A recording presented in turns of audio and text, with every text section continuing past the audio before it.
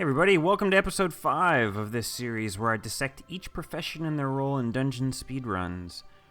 Today we are up to the Mesmer, and it is a class I enjoy playing quite a bit personally, especially in Fractals where the full range of the potential utility is put to good use, and you have room to really dig into the class merits.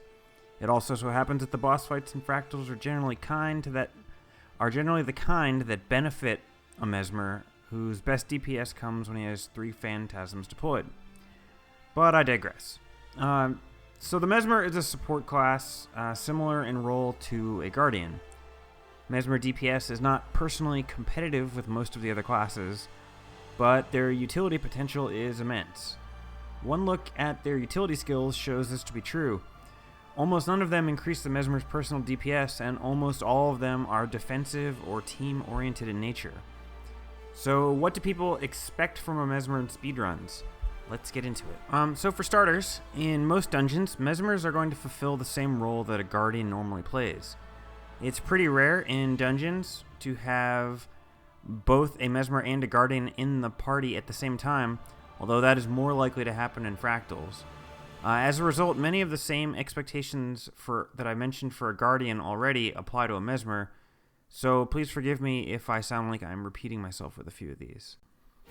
The Mesmer in a dungeon run is expected to manage the party's projectile defenses. Between Feedback and Illusionary Warden, the Mesmer should be able to maintain near 100% projectile defense uptime alone. Temporal Curtain, if traded with Warden's Feedback, is a good fill-in option for when a Warden dies. It's the Mesmer's job not only to know how to maximize his reflect uptime, but also to know when he needs to retreat to bring Warden's feedback. This varies dungeon to dungeon and encounter to encounter. People expect it and rely upon it, so good Mesmer players should make it their goal to be aware of the bosses and mobs that have projectile attacks and adjust their build and equipment accordingly. If there's no other skill Mesmer possesses, let that be the one. A mediocre Mesmer who can manage reflex perfectly for his team will be considered a good Mesmer. One who can't would be considered bad. Thanks to certain utility skills, such as Power Cleanse and also stuff like Null Field, the Mesmer is second only to the Guardian in condition removal capabilities. If you're playing Mesmer, you are responsible for managing your group's condition removal. Null Field is largely overkill in most of the named dungeons, since, as I mentioned in the Guardian video, most dungeons don't have a ton of condition pressure. But nonetheless, a Mesmer is expected to use his Power Cleanse at key times and to know when he should equip Null Field for a specific encounter. The next thing I want to mention, that is a high expectation, is Portal. Portal is a utility skill that deserves to be mentioned all by itself. Portal is quite often useless in dungeons. In other situations, however, it is absolutely amazing. Simply put, it's the Mesmer's job to know when to bring Portal and how to use it effectively. There's a bunch of dungeon speedrun records where teams use Portal to save minutes off their time that they would normally spend running. These are a good place to start looking if you want to know how and when to use Portal in a speedrun, and I would highly recommend you check those out. The next expectation is that a good Mesmer should know how to keep up. What I mean by this is that a Mesmer is slow. Mesmer is probably the slowest class in the game. Necromancers at least have a movement speed signet. Mesmers do not. Mesmers have basically nothing that they can do to speed themselves up, besides partial swiftness uptime with Temporal Curtain. Most long-time Mesmer main players have a backup armor set with Centaur or Speedrun or Traveler runes for trash runs. Like I said, Mesmer is especially slow, and no one likes having to wait around for the slowpoke to catch up, nor do they want to hear about how they got killed by back aggro. I mentioned in the Warrior video that Warrior players should be conscious about the back aggro they leave in their wake, so the Mesmer or other slowbies don't get dumped on. Unfortunately, as a Mesmer, you can't count on the warriors that you play with to be so magnanimous, and the bottom line is you need to keep up. Buy an Executioner's Axe, use Blink, Use far-reaching manipulations. Buy a set of centaur runes and a backup armor set. Ask the Ellie to drop you a fiery greatsword for especially long runs, whatever it takes. Quite often it'll take a lot of these in combination. Don't be a burden to your team. Learn how to keep up, and don't complain about your profession's shortcomings in this regard, because this shortcoming is fixable. So the next thing is survival. A Mesmer main hand sword is pretty much locked in as their best weapon set in the meta, and it comes with a very short cooldown, long-lasting evade. In addition to that, they have an invulnerability button in Distortion. Mesmers are, along with Warrior, probably the easiest class to survive in melee with. So simply put, people expect the Mesmer not to die. Put away the greatsword, pull out the one-handed sword, get in melee, and learn to use Blurred Frenzy, Distortion, and the fact that you're going to have Vigor on crit with 50% uptime, and take advantage of that to not die. So the next thing I want to mention is weapon sets. Mesmer meta dungeon builds use focus on one of their sets and rarely unequip it. They pair that with sword or pistol in their offhand set. A good Mesmer is expected to know how and when each of these offhands to use in the correct situation. In short, to sum it up, the longer you expect the Phantasm to survive and the longer the fight lasts in general, the better the pistol is. In shorter fights, or fights where your Phantasms will die a lot, the Phantasmal Swordsman is better. This is a quick and dirty rule, but it works. But there is a next level to the rule, and it's knowing specific boss attacks. Some bosses have attacks that will kill a swordsman quickly, but will not be able to touch the duelist. Even if the swordsman is, on paper, higher DPS for an encounter, if you can maintain 3 pistol Phantasms forever, it will easily beat out summoning a swordsman that dies frequently.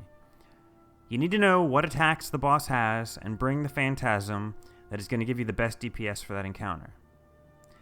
Lastly, the thing is you need to know when you do and when you don't need Reflex. If you don't need Reflex for a fight for any reason, there's no reason to keep Focus equipped since the Phantasm is lower DPS. Bring both Swordsman and Duelist, and you'll have significantly better overall DPS and Phantasm uptime. Lastly, like the Elementalist, there are very many viable trait spreads for the Mesmer, depending on the dungeon, encounter, or party composition. Without listing each and every viable spec and why, there are 2 pillars, and the first is Mantras, and the second is Reflex. 6 in Domination for empowering Mantras is a huge DPS boost to you, provided you have the ability to bring a few Mantras in your build. 4 in Inspiration is very good at increasing your Reflect uptime, as I mentioned.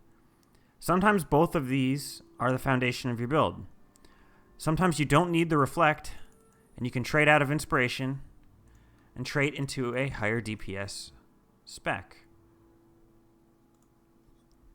Sometimes you simply can't bring Mantras. You might need Feedback, Portal, and Nullfield for a particular encounter. I don't know why, but it's possible that you could need these skills.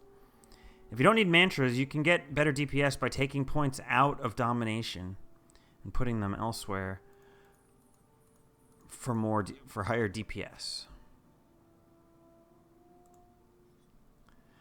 There's a lot of options in that regard. If you can't bring Mantras, you should trait out of 6 in Domination. If you don't need, if you know the fights are going to be especially short, you can you can do the full DPS 66002, where you won't need high Reflect uptime, and you just are looking to pump out maximum damage. A good Mesmer should be on top of changing his traits on the fly, based on what the group needs for each specific encounter. There's a lot of uses for all the different utility skills. Many of them are very niche and only have a use that might come up once in all the different dungeons. Others, such as Feedback or Power Cleanse or Mantra of Concentration or Blink, will come up significantly more often. It's the Mesmer's job to know all the different little places that you can take advantage of skills. Something like Arcane Thievery doesn't seem like it would be that useful in dungeons, to be quite honest. However, there is one specific encounter in Sorrow's Embrace Path 3 where Arcane Thievery shines very high. There's pretty much an example similar to that for every skill the Mesmer has. Some of them seem extremely weak, and they are extremely weak. However, for one or two particular encounters, they shine. A good Mesmer is expected to know the optimal place to use each encounter. One thing you need to keep in mind is that you should be able to think creatively and outside the box and come up with new uses. The Mesmer skills are so open-ended and not straightforward at all that coming up with additional uses for these skills that people haven't thought of is going to continue to happen. I don't think we've exhausted the potential of many of these utility skills. So a creative Mesmer should be out there tinkering and experimenting and trying new things. It is a class that requires, if not a lot of high APM button presses to get the most out of, a lot of mental effort and resource management and creativity to get the most out of. So that's it for the Mesmer. I want to thank everybody for watching this video. If you have any questions, please feel free to leave a comment. And if you're a longtime Mesmer player and you have any tips you'd like to share with everybody, please feel free to post those in the comments as well. Thanks, guys.